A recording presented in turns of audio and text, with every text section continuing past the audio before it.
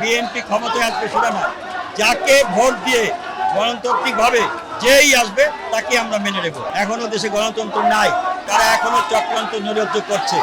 আমরা এই কেয়ারটেকার গভর্নমেন্টের কাছে আমাদের দাবি, সমস্ত কার্যক্রম শেষ করে অতি বিলম্বে একটি নির্বাচন দিতে হবে।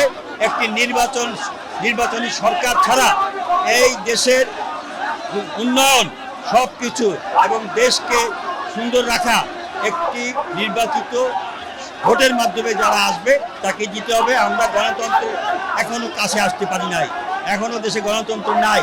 আমাদেরকে আজকে বিশ্ব গণতন্ত্র দিবসে আমরা গণতন্ত্রের জন্য আজকে বরিশাল বিভাগের মানুষের ঢল নামবে, এভাবে প্রত্যেকটা বিভাগে মানুষের ঢল নামবে। আমাদের সকলের চাহিদা একটি গণতান্ত্রিক ব্যবস্থা চালু হবে, সেটা হতে পারে একটি নির্বাচিত স্বচ্ছ একটি দলের মাধ্যমে। আমরা এটাই চাই যে বিএনপি ক্ষমতায় আসবে সেটা না, যাকে ভোট দিয়ে গণতান্ত্রিকভাবে যেই আসবে তাকে আমরা মেনে নেব।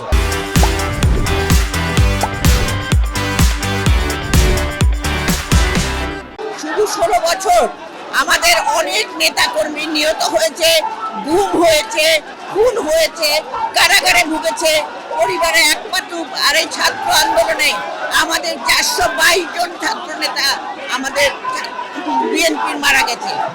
আমরা তাদের বিভিন্নভাবে পুনর্বাসন করার চেষ্টা করব এবং শহীদের পরিবারের প্রতি আমাদের দৃষ্টি আছে। আমরা সাহায্য সহযোগিতা করে তাদের পরিবারে যদি একজনও বেঁচে থাকা কাজ করতে পারে, সংসারে কিছু আনতে পারে, সেই চেষ্টা আমরা করে যাব। আজকে এই যে ছবিগুলো দেখছেন, এই যে মুগ্ধ, এই যে আবির, এই যে যারা নিহত, কি অমানবভাবে হত্যা করা হয়েছে, তাদের বিচার হওয়া উচিত, তাদের ফাঁসি হওয়া উচিত।